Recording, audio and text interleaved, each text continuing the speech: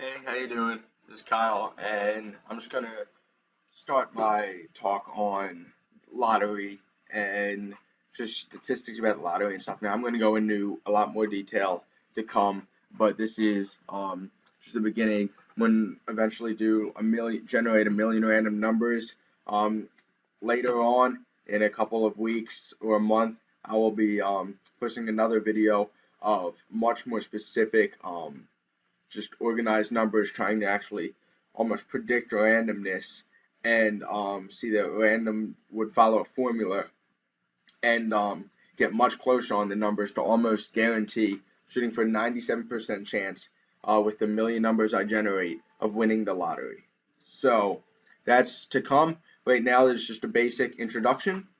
Um, First, I would like to show you the top 5 numbers for each lottery.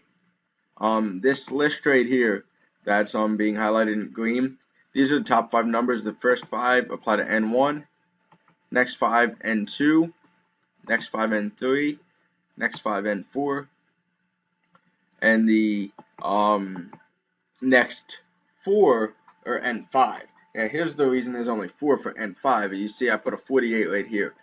48 was not only the most common number for N4, it was also the most common number for N5. But if we're going to generate numbers and see how many different possibilities there are in the top 5 of each, you can't include 2 of the same number. So I just took the 1 out completely. That's going to give us a much higher probability of actually winning the lottery if we only use those 5. We'll get to that. Now, and the way I got those, I have all my scripts up, but I have this script, ran the script, and I selected the top 5. And I have the same thing all the way up through N6, this is N5, and then I have N6. And I selected the most common numbers using this SQL statement. Now, to statistically analyze what's actually happening in this lottery, what I did was I found the mean and the standard deviation of the data set.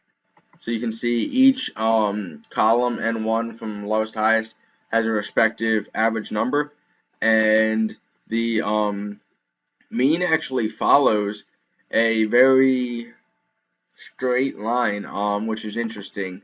The average is 10 for the first, 20, 30, 40, and 50. And then our last, or our N5, it's actually, or N6, it's actually 20. And the last column pertains to something different that we don't have to worry about at this moment. But so it is very neat. The most common numbers don't seem to follow in suit with the mean, but overall it tends to even out at a very equal distribution. And it's interesting to note the data starts like at 1 at 0, and it used to end at 60. So it is kind of right in the middle there. In standard deviation, you see 8, 11, 12. The middle numbers have some of the highest standard deviation. And then there's a large standard deviation for the last ball, just because they change how many numbers are being used. They've changed that in the past few months. Now, if we actually slide over, there's just more of the same data, but you can analyze the data in many different ways. This chart gives us the actual date, and it is more focused on how often these things happen. So you can go back to 1-3 and say, I want the data after January 3rd, and you can compile your data that way. But I use the data going all the way back to February 2nd of 2010. Alright, now if you had to only use the top 5 numbers from every column, so this highlighted in green, and now N6 right here, these are the top 5 numbers for N6. We're going to treat these as separate because they can't be mixed in the permutations or combinations, and what we're just going to do is multiply a permutation and combination by 5 because it can be any one of those 5, all the options.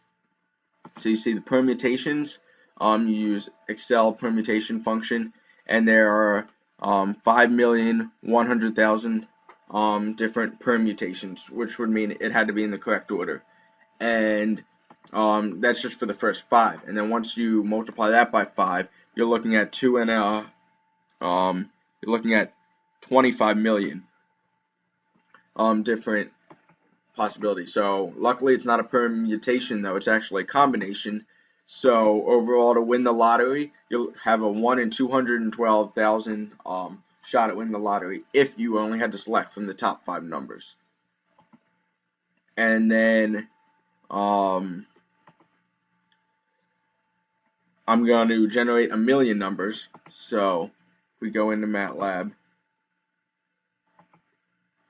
what this is doing right now is I have the list of A set as a matrix. You can leave it like that or you can transpose it, either way.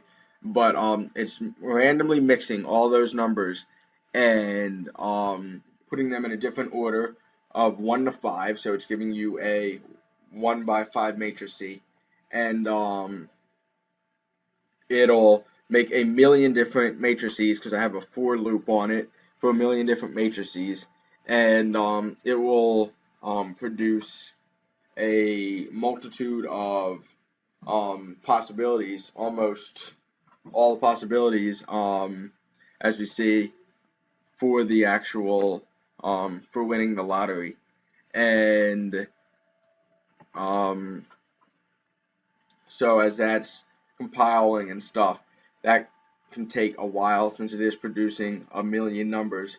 But what I'm going to do with this is I'm going to take all the top million results, and then next time the lottery balls are dropped, I'm going to search my results and see if any of my lottery tickets won. And if they do win, then that's great. But this is not the end. I will post if I win or how that goes. But as I said in the beginning, I will be doing a lot more and going farther with this to make much more accurate guesses. So, thank you.